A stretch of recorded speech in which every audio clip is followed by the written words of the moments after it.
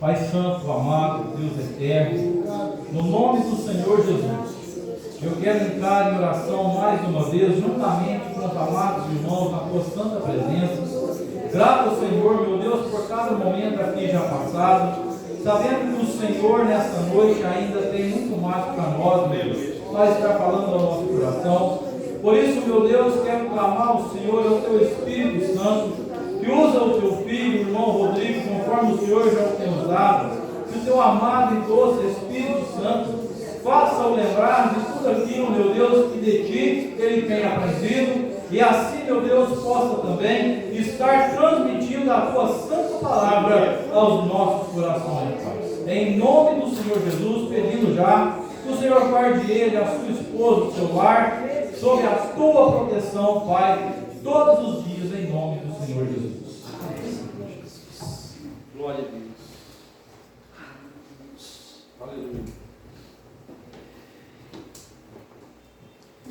Saúde a igreja com a paz do Senhor. Amém. Meus irmãos, os irmãos podem se sentar. O livro de Jó, meus irmãos, capítulo 19.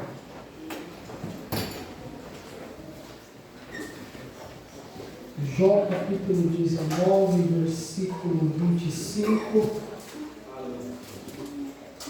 ao versículo 27. Jó, capítulo 19, versículo 25 ao 27. Amém? Amém. Porque eu sei que o meu Redentor vive, e que por fim se levantará sobre a terra. E depois de consumida a minha pele, ainda em minha carne, verei a Deus. Vê-lo-ei por mim mesmo, e os meus olhos, e não outros, o verão. E por isso meu coração se consome dentro de mim. Amém, meus irmãos? Nós temos uma declaração aqui muito conhecida de todos nós. É um livro difícil de ser lido, não é de fácil interpretação esse livro de Jó, porque boa parte do que é tratado aqui são situações que são mencionadas pelos amigos de Jó, e muitas coisas nós questionamos das coisas que eles disseram a respeito de Deus, e não apenas nós, o próprio Deus repreendeu os seus 3 amigos, e é um livro onde muitos personagens aparecem. Deus, o próprio Satanás, o próprio Jó, os 4 amigos de Jó. Então são muitas falas, e até mesmo o próprio Deus repreende o próprio Jó em seus questionamentos. Mas, diante desses textos, meus irmãos, nós encontramos essas expressões de Jó, um homem justo, temente a Deus, um homem que foi duramente provado segundo a permissão de Deus, e mesmo com todo esse sofrimento que ele estava passando, Jó, ele consegue expressar coisas que nos chamam a atenção. Lembrando que Jó, ele não era um judeu. Jó existiu muito antes do povo judeu. Jó era um patriarca, um dos livros mais antigos da Bíblia. A história, ela é muito antiga. E mesmo assim, nós encontramos um homem crente, fiel a Deus, fiel, e permaneceu assim. mesmo diante das provações que ele passou. E nos chama a atenção, meus irmãos, pelo menos a mim, porque quando nós folheamos esse texto, vemos várias declarações de Jó, até mesmo amaldiçoando o dia do seu nascimento, até mesmo olhando para o próprio Deus e reclamando de algumas situações nas quais ele estava vivendo, passando por acusações falsas. E mesmo assim, diante desse texto, nos deparamos, mostrando que, apesar da dor e do sofrimento, Jó, ele mantinha uma esperança. Jó, ele mantinha uma certeza dentro do seu coração. E uma das coisas, meus irmãos, que nós aprendemos com Jó, é que o nosso Deus, ele vive. A primeira coisa que nós aprendemos com Jó é que o servo de Deus, ele tem que ter convicção.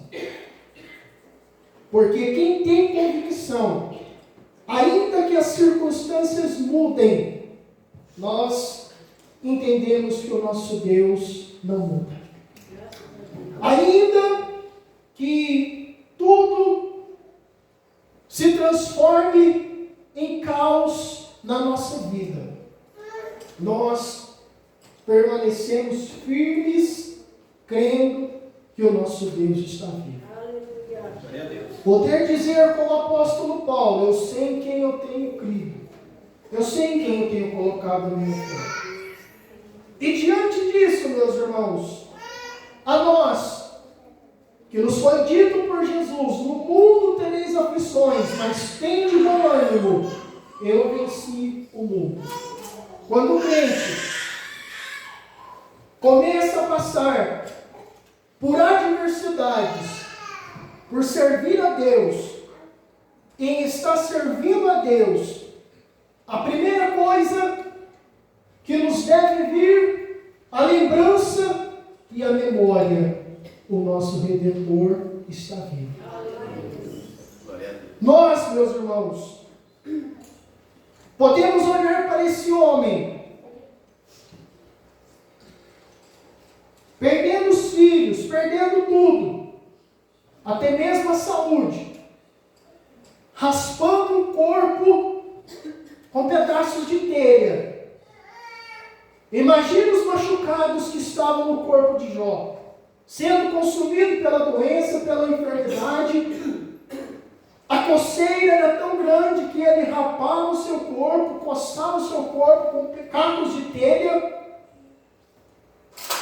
A situação não estava boa. A doença estava se agravando. Mas ele olha para o céu. Ele poderia lá no começo, quando as coisas começaram a dar errado para ele, como disse a sua esposa: Jó, você ainda mantém a sua integridade? Amaldiçoa o teu Deus e morre. Ele disse: não. Como uma louca você fala. Nós recebemos o bem de Deus e não receberíamos o mal? E aqui, meus irmãos, o que Jó estava tendo é o entendimento que hoje a igreja de Cristo ela tem. O meu Redentor vive. E que por fim ele vai se levantar sobre a terra. É interessante, meus irmãos, que quando os discípulos estavam com Jesus, 3 anos e meio caminhando com o Senhor Jesus, e Jesus dizendo: olha, na verdade, o Filho do Homem vai, mas tenham calma, no terceiro dia eu volto, no terceiro dia eu ressuscito, no terceiro dia eu estou de volta. Glória a Deus, aleluia. Jesus vai, Jesus é preso, Jesus é morto, Jesus é enterrado. E quando a notícia da ressurreição de Jesus se espalha, espalha também a dúvida. Jesus andando lado a lado com 2 discípulos no caminho de Emaús, conversando. Jesus se aproxima e pergunta: o que vocês estão comentando no meio do caminho? E eles começam então a contar a história. Nós estamos falando de Jesus, um grande profeta que se levantou entre nós, que fez milagres, que fez maravilhas. E ele disse que ressuscitaria, e já hoje é o 3º dia de todas essas coisas, e nós ainda não temos notícia da sua ressurreição. A conversa se alonga. Eles entram então na casa onde eles estavam caminhando, se assentam diante daquela mesa. Jesus abençoa o pão, e ele, ainda sem se revelar aos seus discípulos, ele se levanta e vai embora. Embora os discípulos até quisessem que Jesus permanecesse, mas ele vai embora. E quando Jesus sai daquela casa, um discípulo olha para o outro e diz: mas espera aí, não ardia em nós o nosso coração quando ele falava, quando ele abençoava o pão? Isso não te lembrou alguma coisa? Só depois que Jesus foi embora, que eles reconheceram que Jesus estava no meio deles, meus irmãos. A promessa de Jesus é que ele se levantaria sobre a terra. A promessa de Jesus é que ele não ficaria retido pela morte. A Bíblia diz que ao 3º dia ele ressuscita. Jó, há tantos anos atrás, já tinha essa convicção, esta certeza de que o seu Redentor vive. O nosso Redentor, ele vive, meus irmãos. Jesus está vivo. E isso nós não temos dúvida, não carregamos dúvida, porque o nosso Jesus, ele vive. E Jesus hoje, ele está à direita do Pai intercedendo por nós. Hoje a palavra de Deus diz que Jesus, ele vive para interceder pelo seu povo, pela sua igreja. O nosso Jesus está vivo, meus irmãos. Jó, olhando para o seu corpo desfigurado, para toda a enfermidade que ele estava passando, ele ainda diz que depois de consumida a sua pele, ela já estava consumida, mas eu ainda em minha carne, eu verei a Deus. Glória a Deus, aleluia. Irmãos, aqui nessa terra, o nosso corpo pode até perecer. A nossa pele pode ser consumida, a nossa saúde pode ser consumida. Mas a Bíblia nos tem uma promessa de que quando esse tabernáculo terrestre se desfizer, nós temos de Deus um edifício. Aqui Paulo está chamando de casa. Casa desse tabernáculo terrestre. Ele vai se desfazer. Mas nós temos de Deus no céu um edifício. Glória a Deus, aleluia. O nosso corpo é matéria, meus irmãos. Está sujeito às enfermidades, às doenças. E mesmo as pessoas que foram curadas na Bíblia morreram. Lázaro foi ressuscitado, mas morreu. A filha de Jairo foi ressuscitada, mas ela morreu. Ali não era a ressurreição. Ali era voltar à vida. O fôlego de vida foi devolvido para aquelas pessoas. Mas depois eles experimentaram novamente a morte física. doenças. Nós escapamos de uma hoje, amanhã nós podemos adoecer novamente. Porque nós somos pó, nós somos matéria. Mas Jó, ele estava dizendo que ainda que a sua carne, sua pele fosse consumida, ainda em sua carne ele veria Deus. Só que tem uma coisa, meus irmãos. Ele veria, e ele veria com seus próprios olhos. Uma coisa que eu fico imaginando, meus irmãos, e João escreveu, que bem-aventurados somos nós que não vimos Jesus, mas cremos nele. E nós somos bem-aventurados porque nós não vimos. E às vezes eu fico até imaginando, que bom que eu não vi, porque eu poderia estar entre aqueles que crucificaram Jesus. Que bom que eu ali não estava, porque eu poderia estar entre os nazarenos que não creram em Jesus. Que bom que eu ali não estava, porque eu poderia estar entre os de Cafarnaum, que viram os céus se abrir e não se converteram. Isso não é tristeza, meus irmãos, muitas vezes é livramento. Porque quantos crentes veem o céu se abrindo e não convertem, não creem, não recebem Jesus? E eu digo, meus irmãos, não adianta fogo cair do céu não para as pessoas converterem, não. Pode cair fogo do céu e ainda assim pessoas vão servir o diabo. Elias fez fogo cair do céu. E sabe quantos crentes tinha lá em Israel? 7.000.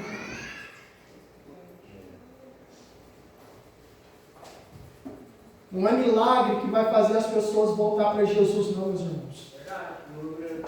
Nós entendemos a importância de milagres. Mas não pense, a igreja não cresce porque não tem milagre. Não é isso não, meu irmão. Pode levantar 20 aleijados aqui e amanhã vai estar doendo bem. Só vai vir interesseiro. Não é milagre que espanta as pessoas, não. Porque se fosse assim, Cafarnaum já era crente. Se fosse assim, quantas cidades que Jesus operou milagres e Jesus estava julgando aquelas cidades porque elas não se converteram. E o que nós encontramos aqui é que os nossos olhos,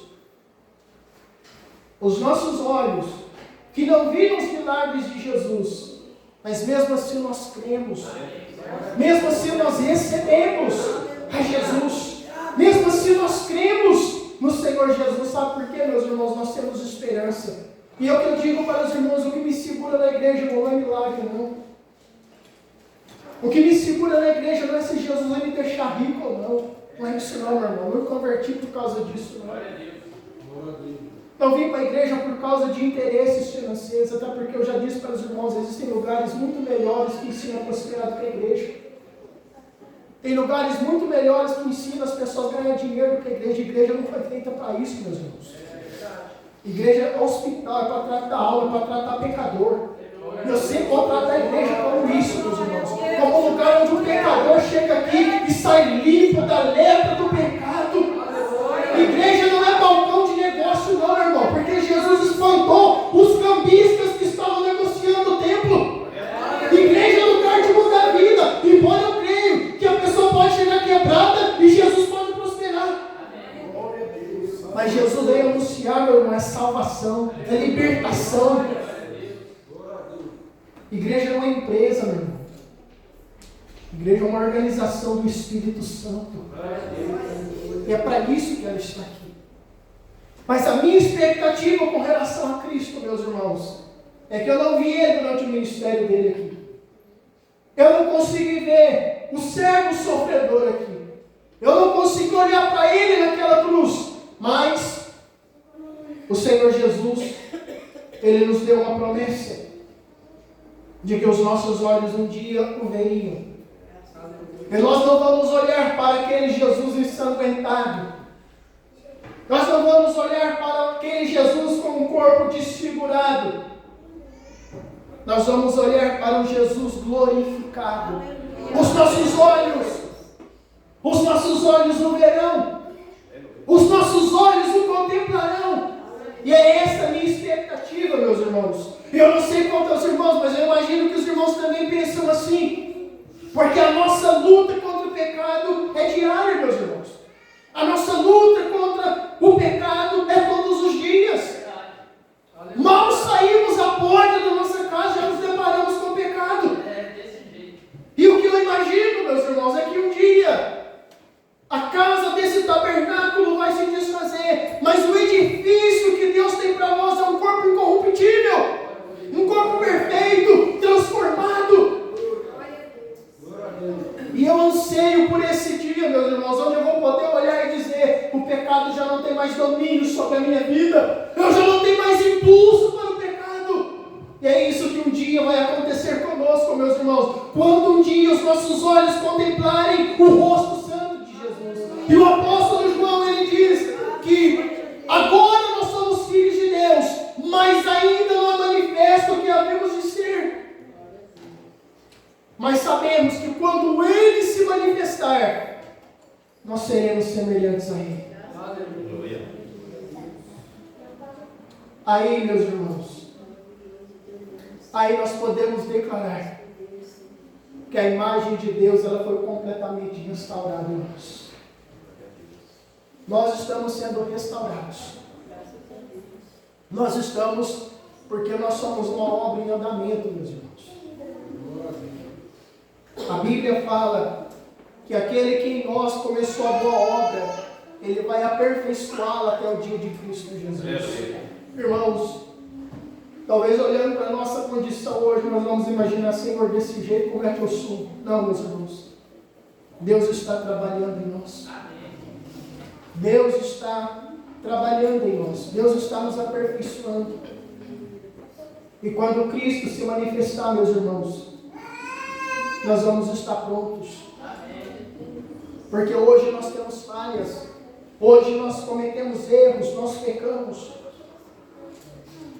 Mas o Senhor está nos aperfeiçoando a cada dia. O Senhor está nos capacitando a cada dia para servir a Ele. E Ele nos deu o Espírito Santo para isso, meus irmãos. O Espírito Santo que vai nos santificando a cada dia. O Espírito Santo que vai nos direcionando a cada dia. Para que um dia nós possamos estar com Ele no céu. Para que um dia nós possamos gozar das alegrias celestiais que Ele nos prometeu.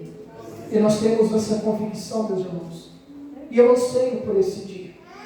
Eu anseio por esse dia, onde tudo começou, no momento em que nós aceitamos Jesus, onde nós mesmos não imaginávamos que nós chegaríamos até aqui, meus irmãos. Porque muitos de nós aceitamos a Jesus e nem sabiam que ia ser, não existia. A grande verdade é essa. Nós recebemos o convite, vem aceitar Jesus, nós nem sabíamos o que era isso, meus irmãos.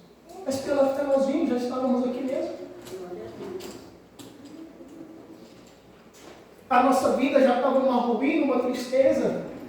Nós tínhamos que correr risco. Não é? Nós tínhamos que correr o risco, meus irmãos.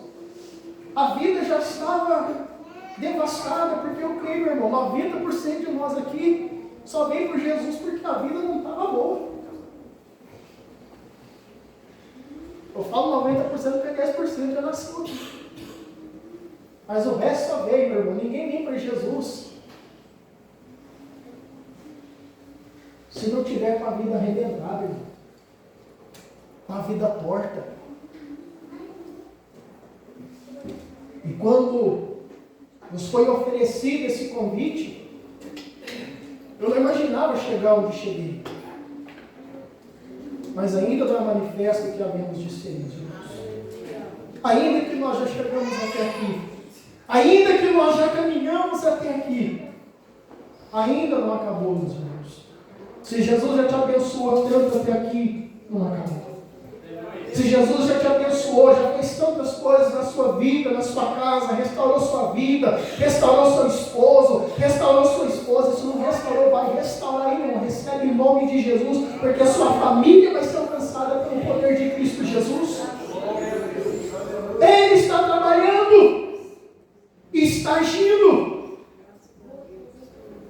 acabou, meus irmãos. O nosso Jesus ainda está trabalhando, Ele ainda é o carpinteiro. A Bíblia diz, meus irmãos, o meu Pai trabalha até agora, e eu também. Sabe por quem Deus está trabalhando, irmãos? Aleluia. Sabe para quem Deus trabalha? Deus trabalha em favor daqueles que nele esperam. Esse é o trabalho de Deus, meus irmãos. E Deus trabalha dia e noite. Não importa se Satanás faz hora extra contra a sua vida, a sua família. Deus não dorme. A Bíblia diz, aquele que te guarda não tosqueneja. Deus te dá o sono para descansar, mas Ele mesmo não dorme.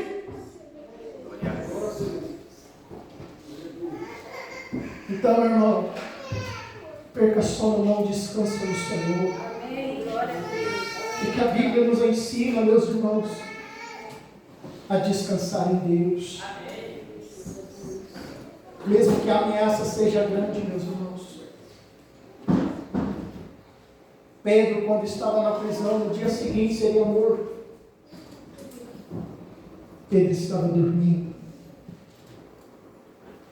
Com a ameaça de no dia seguinte morrer, decapitado por uma espada. A igreja orando por ele. E Pedro lá na prisão, dormindo, descansando. Isso, meus irmãos, é saber que o seu Redentor vive. Jesus está vivo, irmãos. Isso não é qualquer coisa, não. Isso não é qualquer coisa. Saber que o nosso Jesus está vivo não é qualquer coisa, não.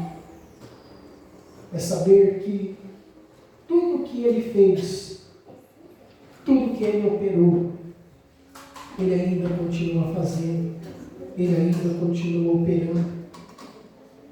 E nós aguardamos o dia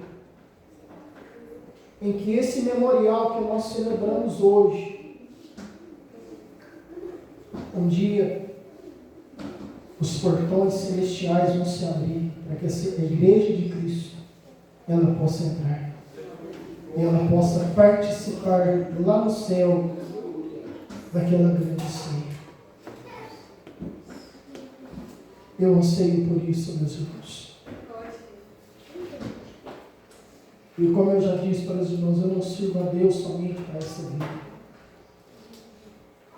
Eu não espero em Jesus somente para essa vida. Porque a palavra de Deus nos ensina a pensar nas coisas que são do alto, nas coisas que são de cima. Sonhos, meus irmãos. Se muitos dos que eu tenho não se cumprir aqui, não tem problema. Não vou me entristecer por isso. O importante é eu poder contemplar o rosto de Jesus. Os meus objetivos aqui, todos nós temos. Todos nós carregamos. Mas o meu grande anseio, meu irmão, é ver o rosto santo de Jesus. É contemplar o rosto de Jesus. E eu creio, esse dia vai chegar. Esse dia vai chegar e eu quero ser, juntamente com a igreja do Senhor, recebida lá por Ele. Onde Ele possa nos dizer: vinde benditos de meu Pai, possuam por herança aquilo que vos está preparado ainda antes da fundação do mundo. É o que Jesus tem para nós, meus irmãos. Deus, Ele tem um lugar reservado para nós. Por isso, mesmo que as aflições sejam grandes, mas maior é o nosso Deus. Não vamos perder a nossa convicção. Não vamos perder a certeza que nós temos o nosso Deus do nosso lado. Amém, meus irmãos? Que assim o Senhor abençoe a igreja em nome de Jesus. Eu agradeço a oportunidade em nome de Jesus.